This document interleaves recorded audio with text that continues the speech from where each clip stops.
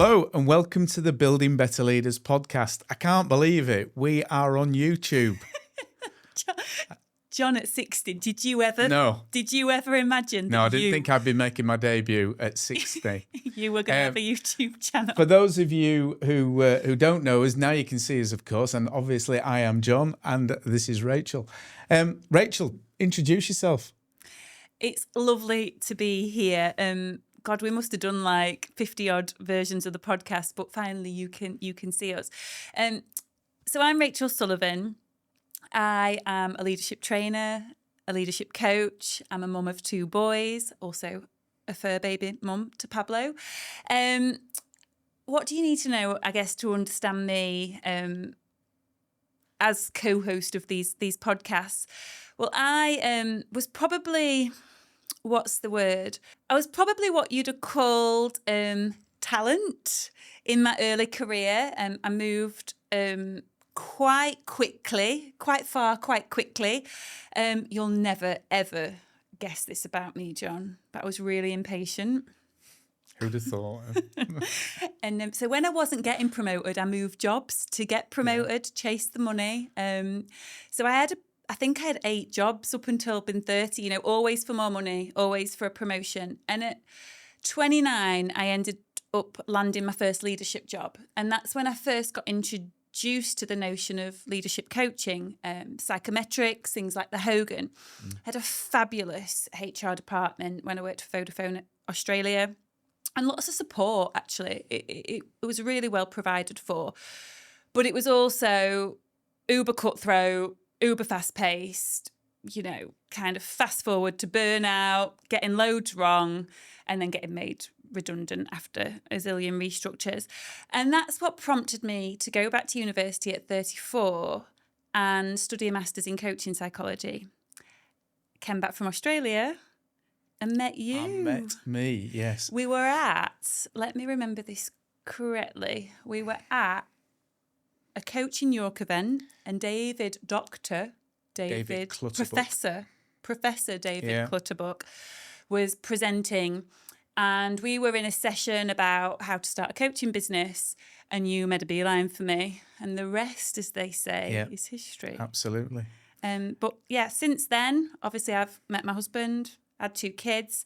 And I guess what that's added, just for context, is, what are those leadership challenges that you're going through as a parent, as well as a leader in work? And, you make a lot more mistakes. Jesus, I've made some horrific leadership mistakes whilst pregnant and all the hormones after having a baby, and that adds another complexity to it. But also, I guess, as a parent now, I really hope I was kind to working parents when I was in my early 30s. I don't know, just a reflection, something that I think of often. Well, I'm sure you were. Well, I'm John Tattersall. Where did I start my career? I started in banking back in 1982. Even when we were starting out in our careers, there were a lot of things that we didn't know about the working world. And you sort of learned by watching other people, and you were either lucky or maybe not so lucky as to who those role models were. And when I got into a leadership role, around about the same age as you were into leadership roles, none of us really knew what we were doing. Technically, we were really good. We were really good bankers. And that training department that in the bank that I worked for was phenomenal. It was really good. They were really enjoyable sessions to go to. You go away for a week, you go on a residential course. There would be lots of nights out. But the people that run those programs were people who worked in the bank. We didn't have any real sort of training knowledge, but they were always very engaging. But it was all about the technical. And not about the leadership stuff.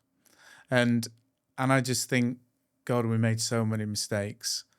I really hope that people who work for me could forgive me because I was in the same situation as everybody else. And so, long way around of saying that's why we do what we do, because we've made the mistakes. We've had good successes as well. But it's about helping people move from not just being technically good, but being really people orientated. And I think if we'd have had that in our careers at the time, we'd have got around a lot of obstacles a lot easier. I think we definitely have come out of it with less battle scars. Yeah. And I think that is the commonality between you and I. When people ask us, why did we start Scaffold Coaching? We always say the same thing, because we wish we'd had this insight, this support and this education when we were leaders in the workplace. Yeah. And that would have made all the difference. Not like that it would have made things perfect. That's not what we're saying. But there's so much assumption baked into the thinking that people will just pick this up. Yeah. And actually, it's as important as the technical stuff if you are leading big teams. Yeah.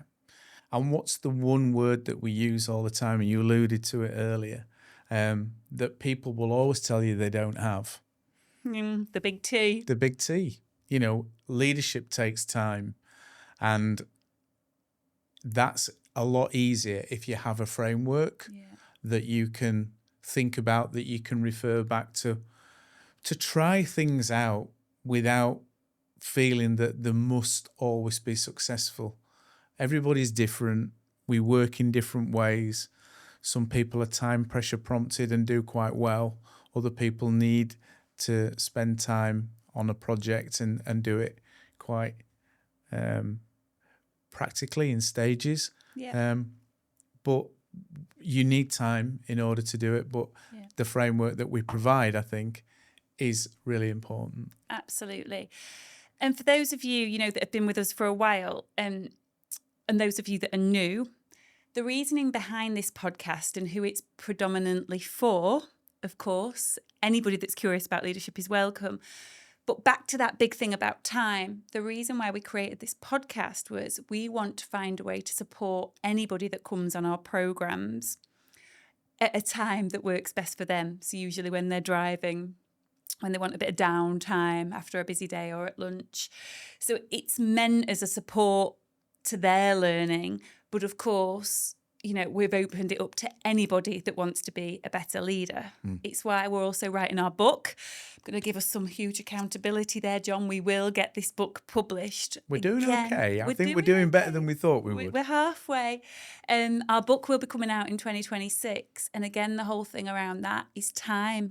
We're writing in a way that people can digest it at a time that suits them to help them be a better leader, because this stuff is so important. Yeah. So when people actually ask us then, what's different about Scaffold Coaching? How do you work?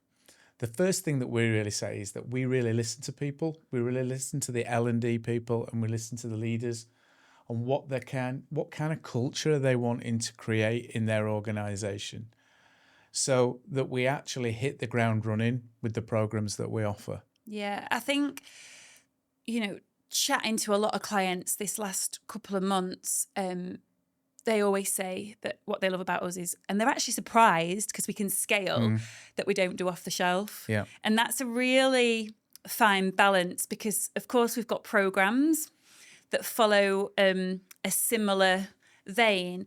But I think what's really different about us is we've managed to take everything we've learned, we've put two heads together, and we've developed 4 tiers of leadership programs that allows organisations to totally tailor each program to them, which makes it totally personal and not off the shelf, but also allows them to deliver something that's structured, that's evidence-based and proven, which is why we always do pre and post, so we can say that each program is the same. Each program works because the core content and theory is the same, but the practical application is personalised to every organisation. So for those of you that are interested about what we do, we have our Strategic Leaders Programme, which is for senior leaders in an organisation. And I'd say out of all of our programs, that is the one that is the most bespoke, isn't it? We have core constructs that we have to flex around. Absolutely. What? Core constructs that we deliver, Yeah, but there's so much flex in what the business plan is, what the MD wants to deliver. And I think we always invite the MD or CEO into the last day of the program, or a couple of clients have had the CEO on all of the days. Well, when I'm thinking back to some of the clients that we have, we've flexed across the years that we've delivered that program because their needs have changed as they move through their own strategy that they're wanting to apply. Yeah. And then there's of course the Building Better Leaders program. And that is our flagship program. It's why this podcast is called Building Better Leaders. And it's really the sweet spot of Scaffold Coaching. What we'd say is we help technical experts, so people that are promoted because of their technical expertise. Think construction, think consulting, think engineering, think education, think creative industries. You are promoted into a leadership role because you are phenomenal at what you do. And what we discovered is just this huge gap, didn't we? In that people are promoted without any formal leadership training. And then people kind of scratch their heads and wonder why people fluff up. Yeah, why they make mistakes.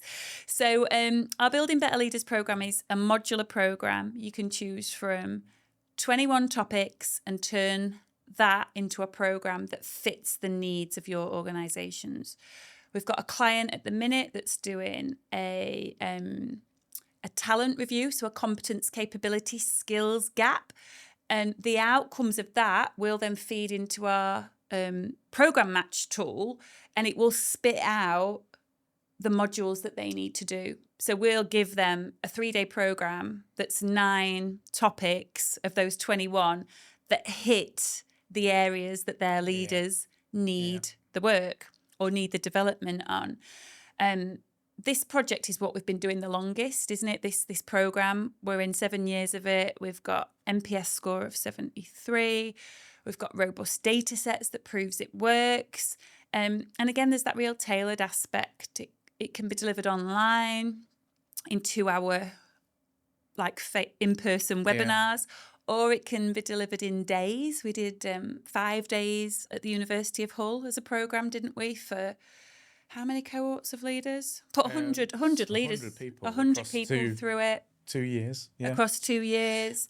JBA, one of our clients, is on their 12th run of the program. So they put all of their team leaders through the program. There's a wait list to join the program. And then we've got our Aspiring Leaders program. So this is where we get into slightly more structured content. That's pre-recorded program that's supported by in-person webinars and a day-to-day session totally tailored to the organisation. And our brand new program that's our, it's a dip in the toe for us, isn't it? Away from leadership, but looking at future leaders, which we've called Aspiring Futures. And that's a training program for graduates, trainees and apprenticeships. Pre-recorded learning bites with in-person live webinars, and then a day that's totally tailored to the organisation. But that, interestingly, did come from the insight from leaders telling us that It's great how that came about, because the people on our programmes told us they needed this programme. Yeah.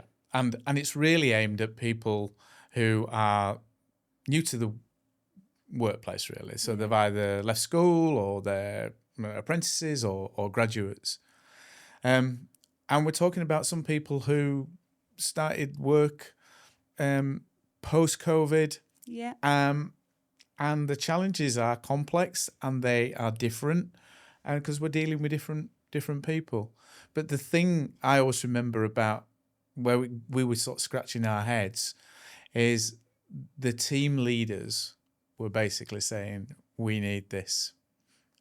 I am struggling with some of the people in my team, even the emails that they're writing, because they're not They've not got the depth of knowledge to know what it's like to work in the workplace. We're not at school anymore. It surprised us, didn't it? But it has. And you know what, also, we've had a lot of fun researching this programme because we've gone out and spoken to Gen Z. Like, we've interviewed about 20 people that are just joining the workplace. And the things that they're worried about are like talking on the phone. Yeah. I don't know how to email. I daren't speak to that person. Yeah. Particularly if it's a senior person. Yeah. I don't know what to wear to work. I don't know if I just daren't speak to them. Yeah. I mean, I want my camera off. I don't want my camera on when I'm on a Teams One of the call. 20-year-olds that we spoke to, that I'd spoken to, had actually not attended a job interview because the whole building looked too daunting to go in, and there was a turnstile. He's like, I can't go in there, just froze, can't go in. And yes, it's neurodiverse, but again, it's just, we've got to think about these things. This is not how you and I were. We've had to do lots of different research, haven't we, to really understand what leadership needs to lead Gen Z differently and more effectively.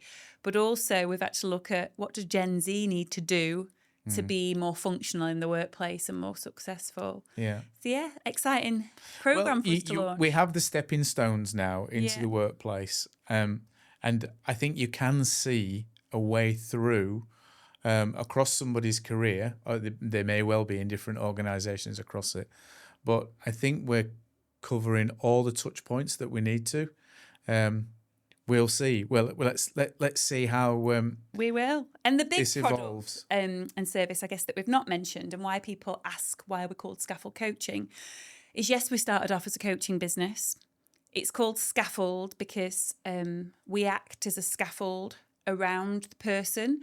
So you can't just build exceptional leadership skills without first building a scaffold around them, a safe to fail environment, a support to structure their learning as they grow and develop. It's something from somebody that we really, really respect, Jennifer Garvey-Berger. She talks around scaffolding. It's a subject that I studied a lot in my master's in coaching psychology, and that led to the name. But we did start off as just pure play coaches, didn't we? Yeah. At the University of Hull was our first co-gig, I think. Yeah. And then we started hearing through our coaching clients that the training that they were on was a bit rubbish. And they kept saying, wish there were more places to test and learn and ask more questions.